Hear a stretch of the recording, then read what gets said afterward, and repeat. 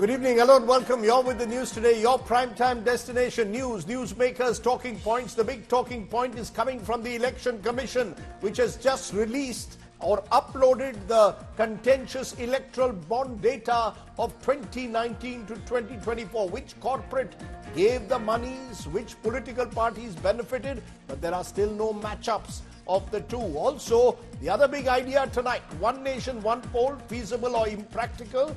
Also, my newsmaker Sonam Wangchuk will tell us why he's on a climate fast. He'll be joining me there from Ladakh. Minus 17 degrees there in Ladakh. But first, as always, it's time for the 9 headlines at 9. A day before the Supreme Court deadline expires, Election Commission puts up electoral bonds data on its website submitted by the State Bank of India. EC also moves the Supreme Court seeking a clarification on the bond order. 2 new election commissioners appointed. Prime Minister Modi-led panel names bureaucrats Gyanesh Kumar and Sukhbir Sandhu. Congress MP Adhir Ranjan Chaudhary questioned the selection procedure, asked why was the Chief Justice of India not included. One Nation, One Poll panel headed by former President Ram Nath Kovind submits its recommendations. A 3-tier simultaneous poll suggested to ease the burden on the economy. A big fallout of the BJP's Karnataka list. Axed Mysuru MP Pratap Simha taunts his replacement Royal Scion Yaduvir. Ishwarappa claimed Yediyurappa denied ticket to his son. Go back protests erupt against Shobha Karanlaje.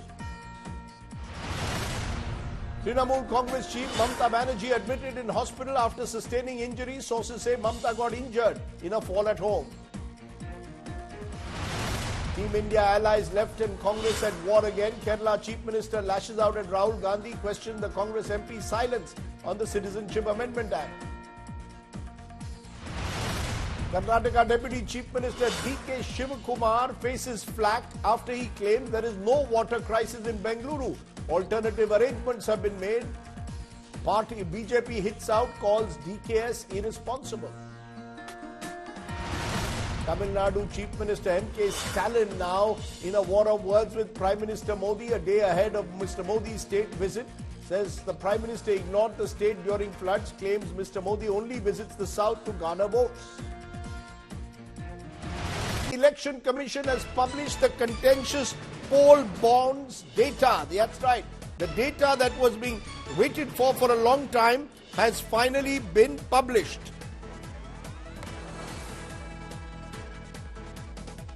The Election Commission published the data a day before the Supreme Court's deadline. The Election Commission says the data was published on as-is, where-is basis. So there is no matching between the amounts encashed by parties and who they got them from. You'll only get details of the corporates or the individual donors on one side and the parties on the other, but no matching. Meanwhile, the Election Commission has also moved the top court seeking a clarification on its bond order. But for the first time, we are getting some kind of data of between 2019 and 24 who gave money to whom. Now, what we can tell you interestingly is who are these top electoral bond donors as of now. At number 1, with rupees 1,368 crores, is Future Gaming and Hotel Services, Lottery Martin. So the big is Lottery Martin is the biggest. Mega Infrastructure, a building construction company based in Andhra and Telangana, is number 2. These are 2 big companies that have given the data. So that's the big story that's coming in at the moment. I'm joined by Aishwarya Paliwal to give us more details. Aishwarya, the Election Commission coming out with that data, but as is, where is. So they've just put out the data. Now they expect us, journalists and others, to decipher it. There is no matching.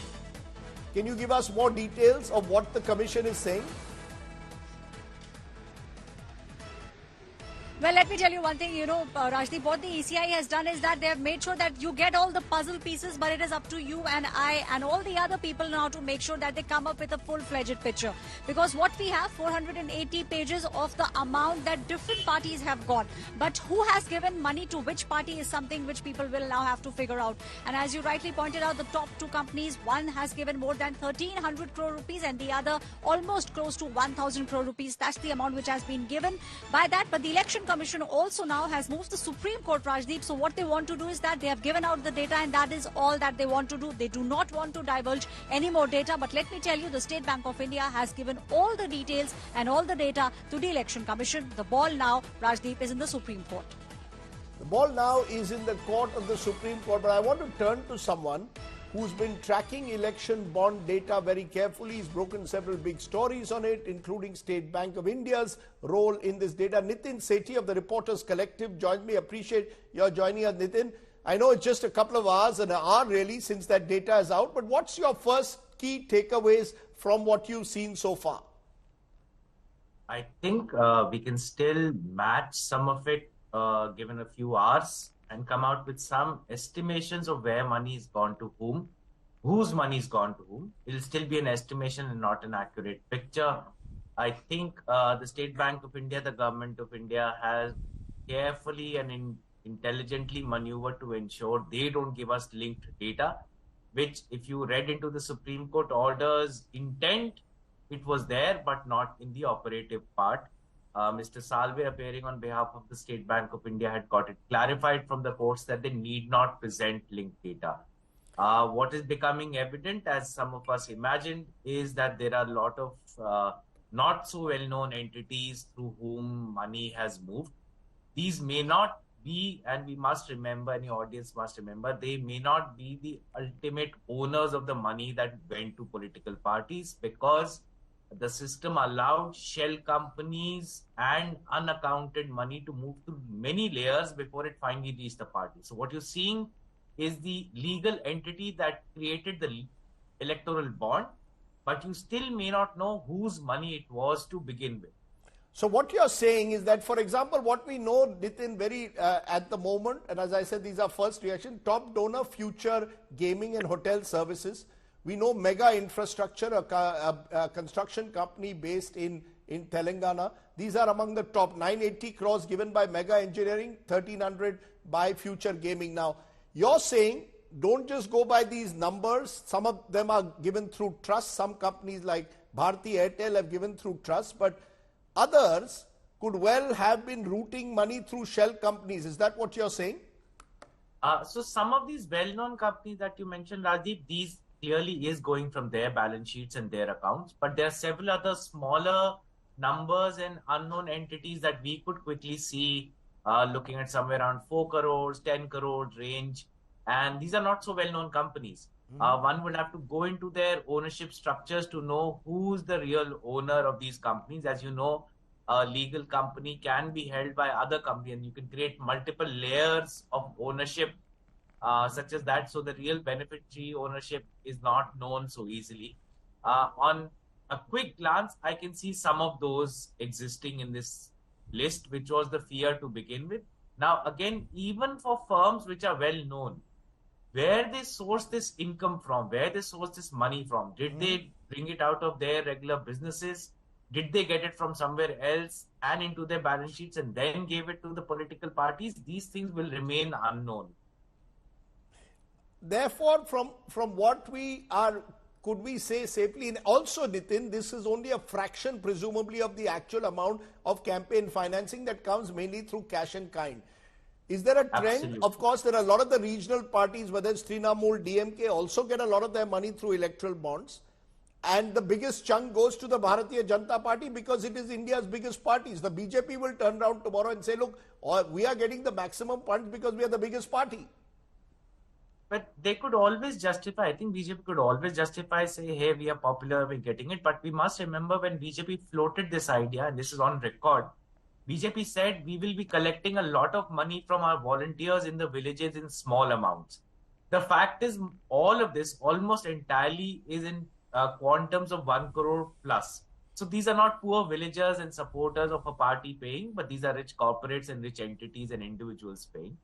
Therefore, there's a taint around this money. Two, you're right, the regional parties also similarly tend to get money if they are in power. Again, shows to us it's a scheme that was meant to benefit those political parties who are in power either at the union government or at the state level. It does reaffirm the fact that BJP got the largest chunk of it by a fair mile compared to other political parties. It also tells us it's a small cohort relatively of people who are donating, and these are people with business interests. These are not, in most cases, even on the face of it, individuals who are inspired by the ideology or politics of a certain party to give it money. This is money that went for certain pecuniary benefits that these entities hope to gain from the political party. Just one final question, Nitin. Do you believe, therefore, that the matching will be possible? There are some vaccine companies, for example, that have given monies. It will be interesting to know who they gave monies to. There are large infrastructure companies, some of which were being investigated by the Enforcement Directorate at various times, that have also given large amounts of money. I just want to put up, before I come to you with that the top electoral bond donors include Mega Engineering, they include Piramal Enterprises, Bharti Airtel, Torrent Power, Gujarat-based, DLF Commercial Developers, Vedanta, Apollo Tyres, Lakshmi Mittal, Edelweiss, PVR, Keventer, Sula Wine, Wellspun, Sun Pharma. Now, we must tell you, many of these are listed companies. Many of them have given it legitimately. There was an element of, they were promised that these names would not be revealed. So simply having your name on electoral bonds doesn't mean that you've committed anything wrong. Far from it. It's just that whether any patterns can be discussed. So, Nitin, coming to that, the patterns that can be detected, how easy is that going to prove? Is that going to be to actually match a particular donation made and the party that got it, and whether there was any quid pro quo? So I think with absolute accuracy, you and I as journalists would not be able to say on our own that this particular tranche of money from this company X went to this party Y. We will be in several cases able to say, because the encashment of the bonds was near about the time that certain companies purchased, that there's a fair likelihood that it would have gone from this company to that. Three, I think we must remember even the listed companies, Rajdeep, that have bought these bonds, we would have to wonder, did the shareholders of those companies know where that company was giving money? Because this is shareholders' money. In listed companies particularly, these are not promoter-held companies, this was just promoters and the board deciding quietly whom to give the money, which party to donate to. In the annual accounts of the company also, it would not be disclosed which party the money had gone to. So shareholders, businesses and investments are at stake because the risk is high depending on who you give money in politics. And those are legitimate questions to be asked by shareholders of the companies whose disclosures have been made. So you're making a distinction between listed companies, some of whom may well have done it through trusts and thereby been pretty open and transparent about it. There are companies that do it through that scheme, and others who may have are not listed, and where the promoters may have individually decided who to give the money. That's where there will be questions, of course, also asked, whether there was any dealings that were made. But Nitin, this is the tip of the iceberg, presumably, and we'll get many more, much more data. There's a treasure trove of data out there. Matching will be a challenge, and I hope you and many others out there will be up to that challenge, and I hope we get much more information. At least sunlight is finally being seen in some of these areas. So thank you very much, Nitin Sethi, for joining me here at the top of the news on this big story that's been breaking. Now that's the big story that's been breaking about electoral bonds. Another big reform which is being proposed is One Nation, One Poll. Today, the committee headed by former President Ram Nath Kovind submitted an extensive report on One Nation, One Election to President Draupadi Murmu. The high-level committee has recommended that the central government must develop a legally tenable mechanism to restore or create a cycle of simultaneous elections. But is it feasible? That's the question I will raise. First, take a look at this report.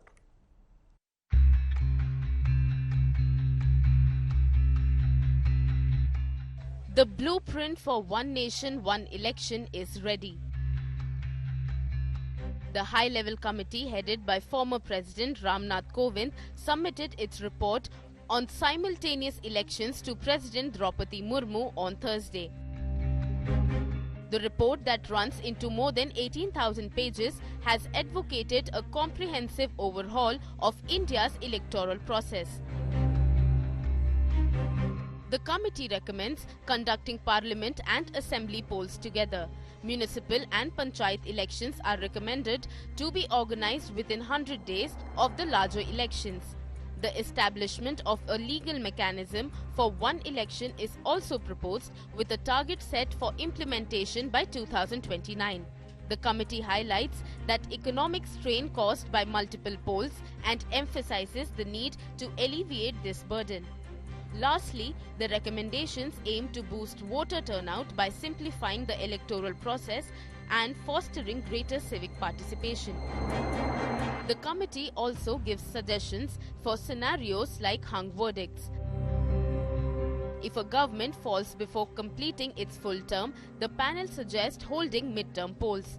But the tenure of the government formed after mid-term polls will be only the remaining period of the original 5-year term, which it calls the unexpired term. The report says 32 parties, including 2 national parties, backed simultaneous elections. 15 parties, including 4 national parties, oppose the concept. Modi ji का मकसद क्या है? One nation no election, one nation no election, वही तो चाहते हैं, वही तो चाह रहे हैं, इसीलिए तो जा रहे हैं। मुझे 400 सीटें दीजिए, मुझे 2/3 बहुमत दीजिए, मैं संविधान बदलूं। संविधान बदलने का उनसे क्या फायदा मिलेगा? One nation no election. One nation one election से देश को भारी फायदा होने वाला है। तमाम, एक तो सरकारी धन का जो दुरुपयोग होता है या धन ज्यादा खर्चा होता है समय समय पर इलेक्शन पर, वो तो बचेगा ही, लेकिन जो आचार संहिता के कारण जो डेवलपमेंट के काम रुक जाते हैं, विकास अवरुद्ध हो जाता है, उस विकास को भी गति मिलेगी। तो श्रेय की लड़ाई छोड़ करके और देश के हित में इसके बारे में विचार करना चाहिए। The implementation of simultaneous elections will also require many amendments to existing laws.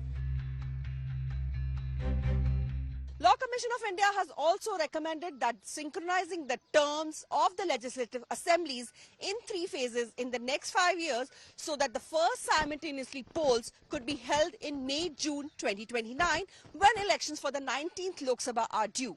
For states like West Bengal, Tamil Nadu, Kerala, which go into polls in 2026, 27 and 2028, newly elected state governments' tenure will be only till 2029.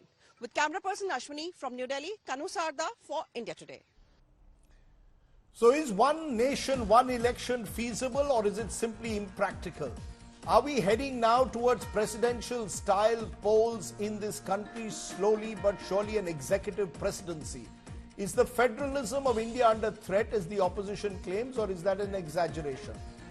Joining me now, Sanjay Hegde, Senior Advocate, Supreme Court, A. Sarvanand, the DMK spokesperson. The DMK is against One Nation, One Poll. Praveen Chakravarti is Congress leader, head of their All India Professionals Congress. And Sanju Verma, National Spokesperson, BJP. I'm going to ask all my guests to be reasonably short today because we are running short of time because of that big story that broke out on bonds. But I want to come to you, Praveen Chakravarti, first, because you've written extensively on this. And I want to understand from you, why do you believe that one nation, one poll is not feasible? Many are saying, or supporters are saying, this will actually be a pragmatic way, it will cut costs, and it will be a more efficient way of democracy in India. And I challenge both those assumptions. The reason why, the question is not about whether this is implementable, practical or not. The question is, what is wrong with the current system? There is nothing wrong. We're a vibrant democracy. I thought we are all very proud that we are a noisy, vibrant, active democracy with elections every year. Too many elections. The argument against that is too many elections. Panchayat election, municipal election, some election or the other, and that prevents governance. I'll come to that. So this preventing governance is a complete charade. If there is an election, let's say in West Bengal, and what has that got to do with preventing development in my home state of Tamil Nadu? There is nothing. In fact, we as Tamilians have no reason to worry about whether there's an election happening in Bengal this year or an election happening in Gujarat next year. So this whole thing about development coming to a halt is complete charade. I'll tell you what the real reason is. The real reason is, and I say this as a responsible member of a national party, it's the two national parties that are impacted, because it's the leadership of the two national parties that get engaged in elections in every state. And as far as the current BJP is concerned, it is Mr. Modi and Mr. Amit Shah who are both the campaigner chief and election strategist for every election that the BJP fights, from the national election to the state election to a municipal local body election. But guess what? That is the BJP's problem. That's not the nation's problem. So don't conflate the BJP's problem, or to be charitable, a national party's problem as the nation's problem. What about costs? What about costs, Mr. Chakravarti? The belief is one nation, one poll will save costs. Let me come to that. According to the Niti Aayog report, and to make it very simple, numbers are roughly it costs about 20 rupees per voter to conduct elections as of today's, as per the system we have today. If we have simultaneous elections, and if I'm very charitable as far as costs are concerned, the Niti Aayog report itself says it will cost 15 rupees per voter. Are we doing all this to save 5 rupees per voter? We could have not built the new Lutyens Delhi, whatever that near India today, and that would have saved us more money. So let us not use costs as an alibi. Okay. Now, as far as costs that political parties are indulging in for elections, that is their cost. What is the state's problem? There's nothing about the state. If anything, as an economist, I might argue actually it's beneficial for the economy. It'll boost consumption. But the real question that you have to come to, Rajdeep, in today's show is, so far for the last 8 years, one nation, one election. The reason cited was governance efficiency, costs, and today's report also says harmony, social harmony. But then there is a new thing added today. They say economic GDP growth will be boosted by 1.5 percentage points due to simultaneous polls. That is the most laughable and ludicrous claim that I've ever come across. Okay, let Sanju Verma respond. Sanju Verma, you're shaking your head vigorously.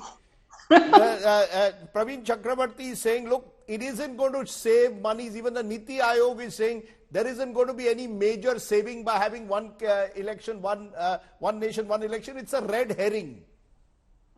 Okay. Rajdeep, I have to say this, that Britain has a unitary system where the king reigns but does not govern. In United States, you have the president who both reigns and governs. India has a quasi-federal structure where it is the prime minister who through the parliament governs, though we have the president who is an important constitutional figure in himself or herself.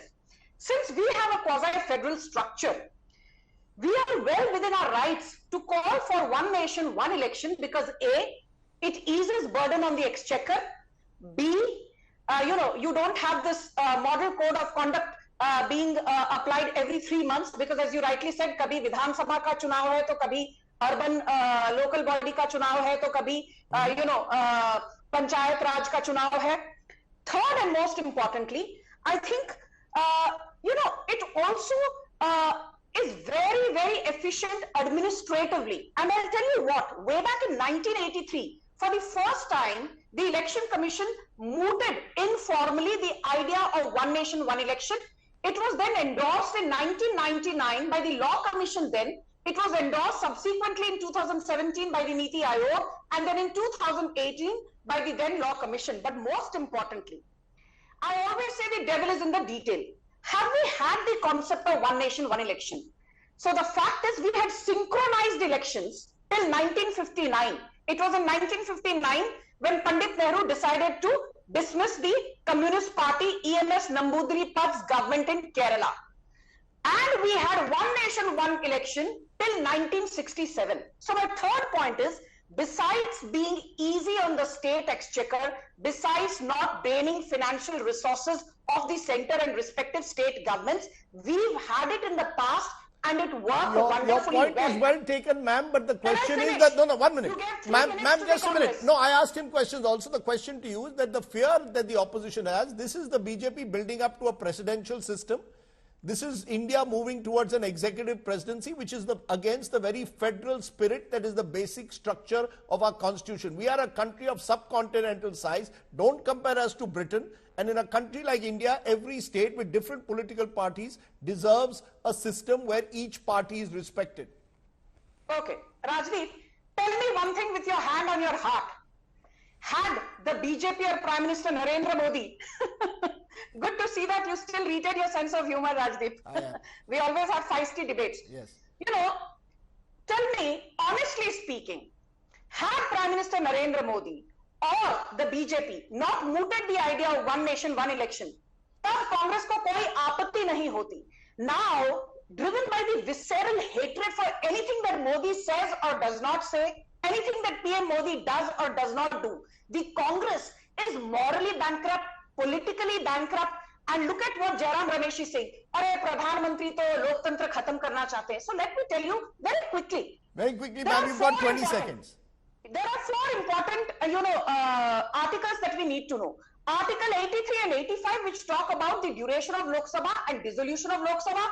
Article 172 and 174 of the Indian Constitution, which talk about the duration of state assemblies and dissolution of state assemblies. You have the 10th schedule of the Constitution, which talks about disqualifications, pertaining to defections. But the most important article, आप ये देखिए राजदीप जी, chronology समझिए. कांग्रेस को article 83 में विश्वास नहीं है, 85 में विश्वास नहीं है, आर्टिकल 172 में विश्वास नहीं है, 174 में विश्वास नहीं है. कांग्रेस को एक आर्टिकल में बहुत भरपूर विश्वास है, which they have used with rabid impunity, that is article 356. Using that, the Congress dismissed 143 duly elected governments between 1950 and 2014, and 49 state governments were dismissed by Miss Indira Gandhi between 1966 and 1977-78 alone. इसलिए यहाँ बैठकर BJP को लोकतंत्र खत्म हो गया, गणतंत्र खत्म हो गया. You made your point, ma'am. I listened to you patiently, but the federal argument is still a very compelling argument, which Mr. Saravanan, presumably all the regional parties that have objected to this are raising. What are you also throwing up some kind of a fear mongering that if there's one nation, one poll, what will happen to all the state parties, because the cycle will have to now be coordinated with national elections? What's your fear? Yeah. See, Rajdeep, this one nation, one election is a fantasy of the BJP and the RSS. They've always batted for a homogenized India. You put it very succinctly that we are a subcontinent in its truest sense. We have different cultures, different geographical areas. We can never be fitted into this concept of oneness. And this one nation, one election will only lead to one party, many donations. No, why? No, 1 minute. Tell me, why will one nation, one election lead to one party? No, that's what. See, who is supporting it? The BJP. Mr. Praveen Chakravarti was very, very clear. See, if you look at the election commission, is not even able to conduct the whole elections in one phase. They want 1 month to conduct the election across just the Lok Sabha elections. Is it possible? Is it physically possible for the election commission to have elections for the entire country along with the states? That is not possible. And if you look at the cost, you are talking about the cost. I'm saying whatever be the cost, that be the cost for democracy. What is wrong with our vibrant democracy? The argument is, oh no, we are losing out on the election. No, ma'am, you will not intervene, ma'am. Because of the governance. Give us the hard data. How is governance? We are not going to take the words of the BJP. Just because BJP goes to the town tom-tomming that we are losing on governance because of elections. What is the proof? Okay. And just the last point. The thing is this. See, the state parties, the BJP is afraid of the state parties. It is afraid of our pluralistic nature. It does not want to fight elections at different levels. You made the point. You made your point. Sarvananji, you made your point strongly. Sanjay just a moment. Sanjay Hegde, is there a legal argument against it? Constitutionally, it will require an amendment, presumably. But presumably, if the BJP gets 350 seats, they could go ahead with it. Will it require 2/3 of all state assemblies also backing any amendment? Well, it would depend on the nature of the amendments that they propose. Some of the amendments would require the backing of the states. But my basic point is, as far as this one nation, one election is concerned, it ultimately will lead to two brands dominating. You will either have X or you will have Y. And right now, if you want to see how just two brands dominating, then please look at one nation, one electoral bond. Just see how the corporates have voted. You will have the same kind of thing, that it will only be two parties which will have money. There will not be representation for the local brands, as it were, for each region.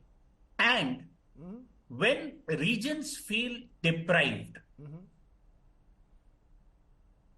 when regions feel that Delhi does not listen, that Delhi is too far away, then you are more likely to have vociferous tendencies.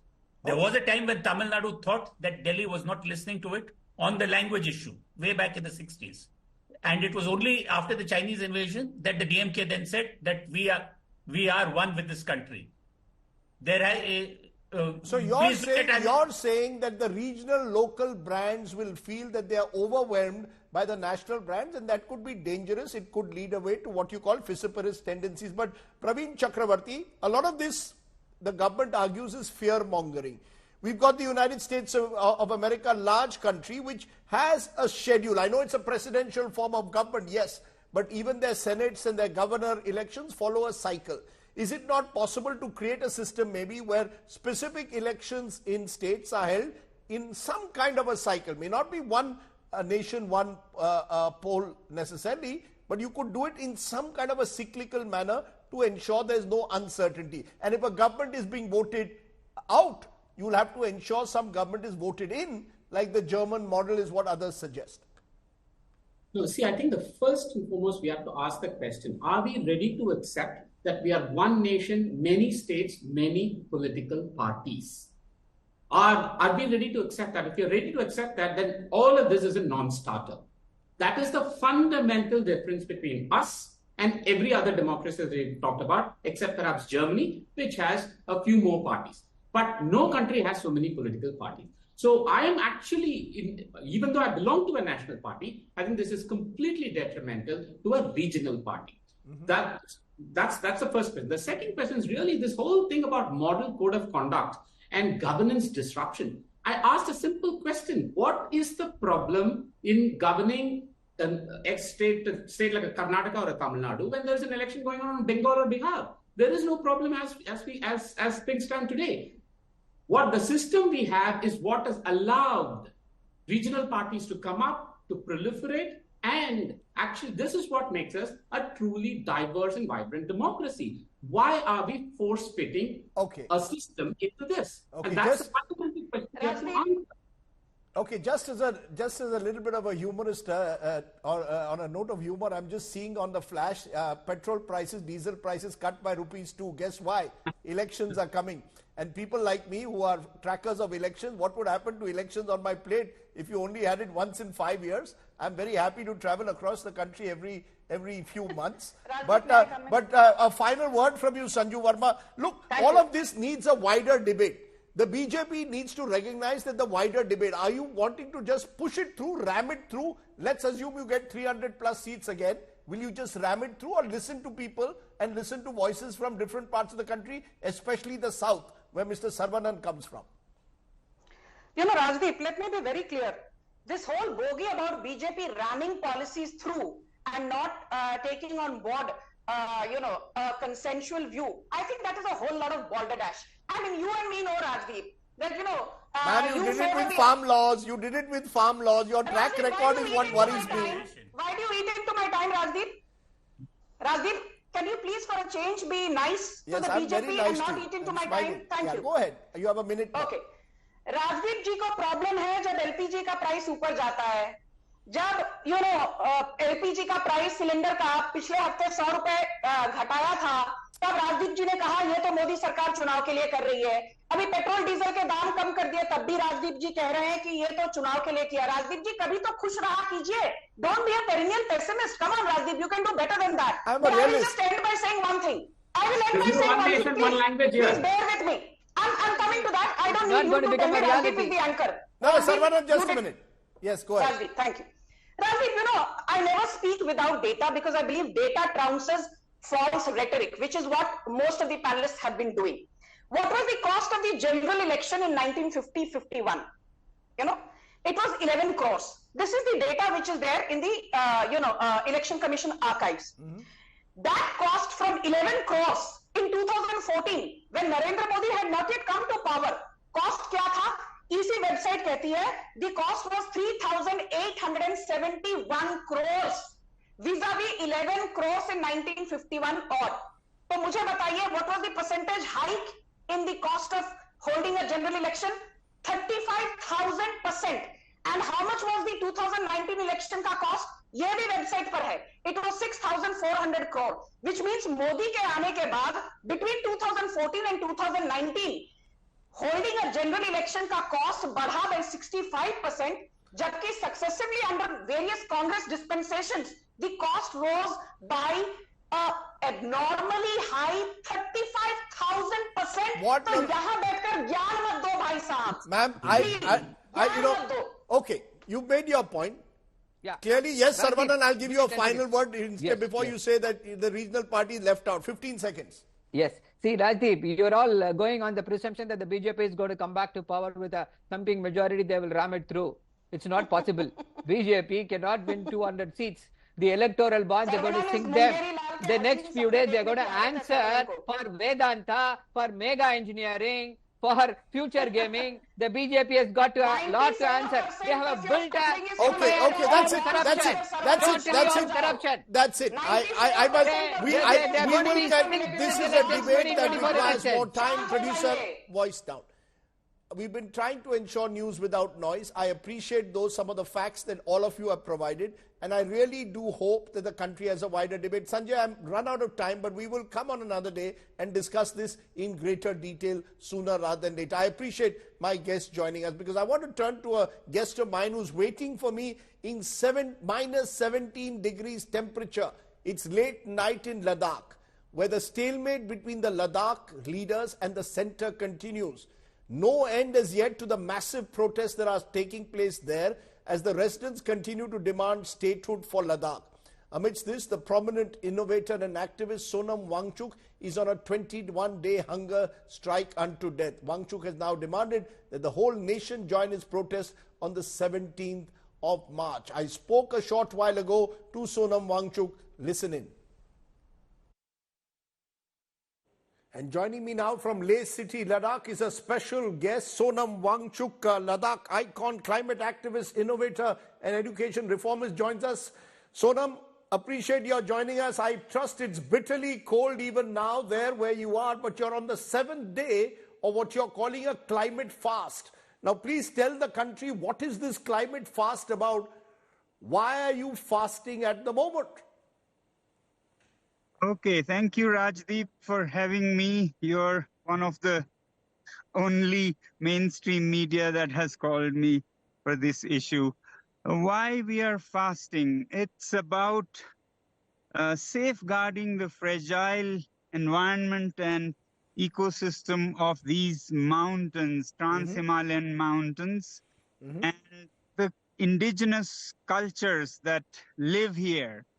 And it is also about democracy that Ladakh today is without any democratic rights. We cannot choose representatives. We cannot have a government of our own to manage these very unique, fragile environment. And thirdly, may I just stop you? Are you linking two issues? You're saying you want to protect the fragile economy of the Ladakh region. At the same time, you're saying you want to protect the democratic rights of the people of Ladakh. You're demanding implementation of 6th schedule, which gives states in hilly regions with a significant tribal population special power. So is it about this kind of quasi-statehood under 6th schedule, or is it about protecting the fragile economy? How are the two linked? Okay, first of all, how I am connected to this movement is that Ladakh's ecosystem is very unique, very difficult for others to understand. It's almost like a Mars or a moon. So if it is just left open for anybody to do whatever exploitation in the name of industries and mining and businesses, it will be good for no one. So it is to safeguard these unique environment and the cultures of the indigenous people, which happens under 6th schedule of the Indian Constitution. Let me explain this one first. So our forefathers were far-sighted enough and generous enough to not only tolerate diversity, but also actively protect it. So 6th schedule of Indian Constitution was conceived to give protection to such fragile environments and the sensitive, unique cultures that live here. So therefore, Ladakh has been expecting this for a long time as safeguards. But apart from that, the government had even assured and promised in 2 consecutive elections, one parliamentary and one Hill Council elections here, saying very clearly in written on the top of their agenda. Here by my side is the manifesto of the 2020 elections and 2019, where they say we will provide safeguards to Ladakh under 6th schedule. But after that, they backtracked, and finally on March 4th, they clearly... No, so are you... No, because the fact is that the people of Ladakh in those elections, especially in the Lok Sabha, voted for the BJP. The fact is, therefore, the BJP is in power here in Delhi. Are you protesting against the BJP government? Are you protesting against a specific individual who has not kept up to your promises? I want to understand, because you, as I said, linked it also to the manner in which you claim outsiders are coming and rampaging through Ladakh and exploiting it. So I want to understand, who is it that you're appealing to today, and what will it take for you to end your fast?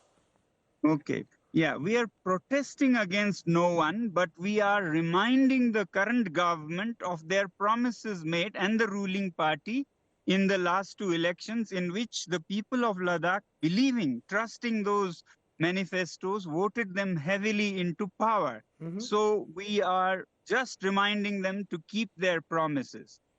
You know, I want to understand this, that are you prepared for a long fight?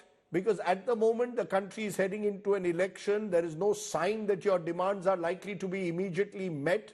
So are you prepared for a long fight? I'm sure it's very chilly out there, and you're going on this fast unto death. Yes. So, yes, we are preparing for a long fight. It is indefinite with cycles of 21 days, which is the period that Mahatma Gandhi kept his longest fast. So the idea is, I was trying to say in the beginning, it's about environment, it's about democracy, because Ladakh is also demanding statehood or UT with legislative assembly, which is democracy. We don't have any rights to have an assembly and a chief minister here. And thirdly, it's also about truth now. It has become, because if promises in elections are broken like this, then elections will become a joke, you know, and you win an election and form a government, but not keep the promises. So therefore, it's for that also to set the right precedence. So we are going to go in 21 days cycles, notwithstanding any code of conduct or anything.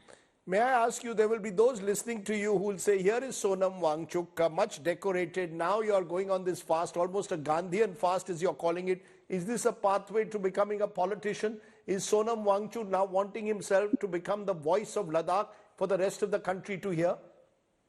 Voice of Ladakh, yes. I have come only to support the leaders of Ladakh. I'm no one in the movement itself except a supporter for the apex body of Ladakh, which is a conglomerate of all civil society organizations led by Mr. Thupstan Sewang, the senior most and most respected leader of Ladakh. I am in his support, and Kargil Democratic Alliance.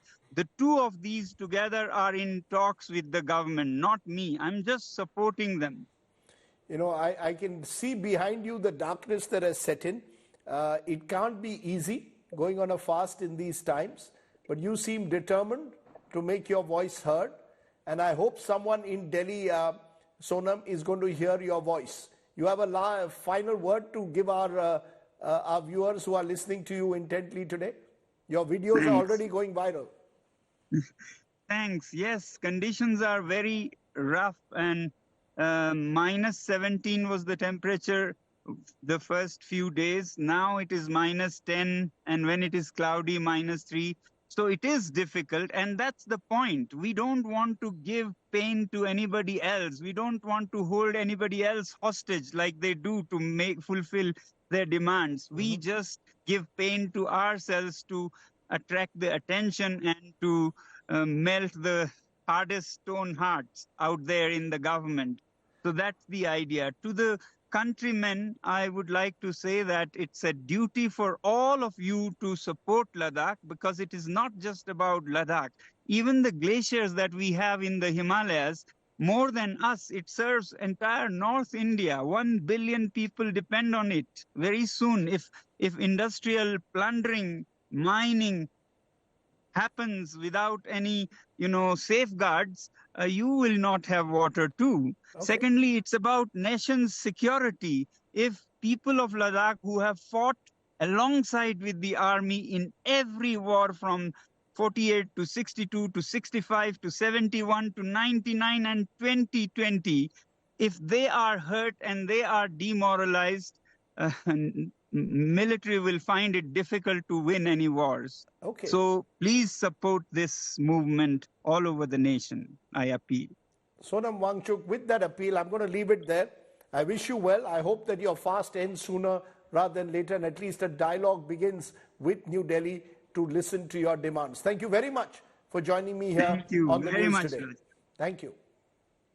Get Real India story. At least 7 people, including 2 cancer hospital employees in Delhi, have been arrested on charges of selling fake drugs in the name of treating cancer. The racket was busted in Delhi's Moti Nagar area, from where these fake drugs worth ₹4 crores were also seized. The danger is, of course, this could be the tip of the iceberg. Take a look at tonight's Get Real India story.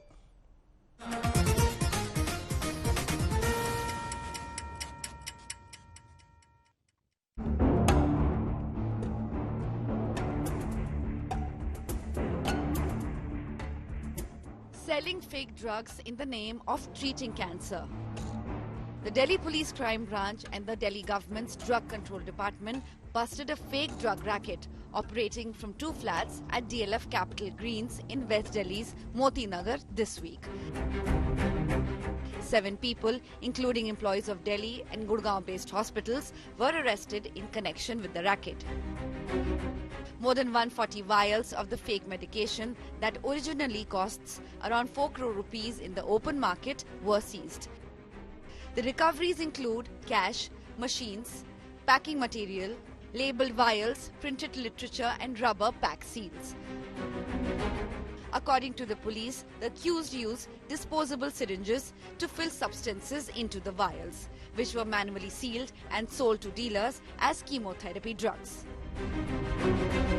Medical tourism के नाम पे ये लोगों को लेके आते थे बाहर से और उनको डिस्काउंटेड प्राइस में ये मेडिसिन बेचा करते थे, जो कि सारी नकली मेडिसिन होती थी, तो उनको भी हमने पकड़ा है. Here is how the scam ran.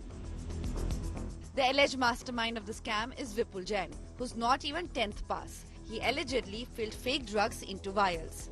Suraj Shat, the caretaker of Jain's 2 rented flats, allegedly helped in refilling empty vials. Neeraj Chauhan, an employee in the oncology department of hospital, allegedly sold these fake drugs to patients. Parvez, who runs a medical shop, allegedly supplied empty vials to the mastermind.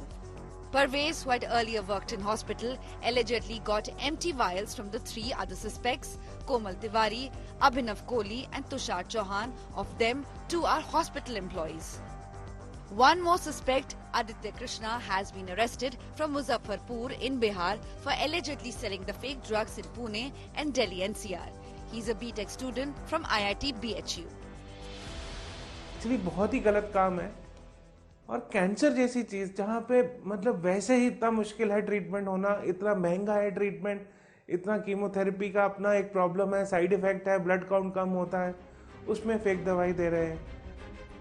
The police claim the suspects were making fakes of many international brands.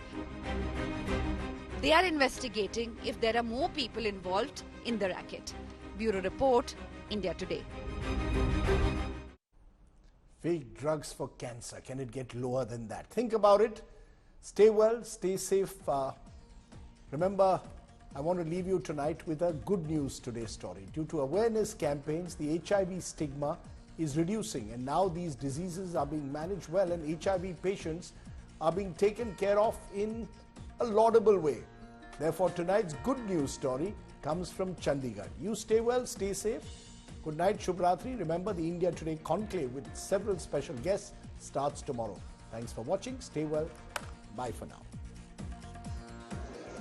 Infection with human immunodeficiency virus, or the HIV, till a few years ago was considered fatal and led to ostracism in society.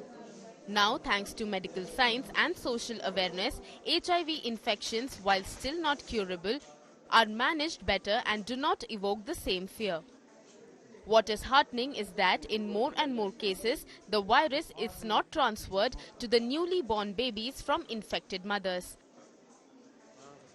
Over the past 6 years, there have been 154 deliveries by HIV-positive women at the Postgraduate Institute of Medical Education and Research in Chandigarh, and out of them, only 2 babies were found infected. Positive couple जो है वो दोनों अपने आप में बिल्कुल सही हैं और अब एसिम्प्टोमेटिक हैं, और उनके जो आगे बच्चे हुए हैं वो भी नेगेटिव हैं, और जो 2 फीमेल्स थी जिन्होंने की एडवांस्ड मतलब प्रेगनेंसी में आई थी और एक जिसने दवाई नहीं खाई थी, उन बच्चों का स्टेटस ठीक नहीं आया. As per the data provided by the Center of Excellence in HIV Care at the PGI, number of death rates among HIV patients have also declined from 37 in 2018 to 18 in 2023. Depression of chronic disease हो जाता है लोगों में, ये मंशा आ जाती है कि मैं अब कभी ठीक नहीं हो पाऊंगा, मेरे लिए कोई और स्कोप नहीं है. तो वो इन चीज़ों से जब वो आगे की खुशियां देख पाते हैं तो उनको उभरने में मौका मिलता है, और वो ऐसी गुड स्टोरीज जब वो अपने ART सेंटर में आके देखते हैं और उनको इस चीज़ों के बारे में पता चलता है कि हाँ, life is beyond this also. India has made rapid strides in its efforts to control the spread of HIV. According to a UN study in 2022, there has been a decline of 77% in AIDS-related deaths since 2010. With Lalit Sharma, Bureau Report, India Today.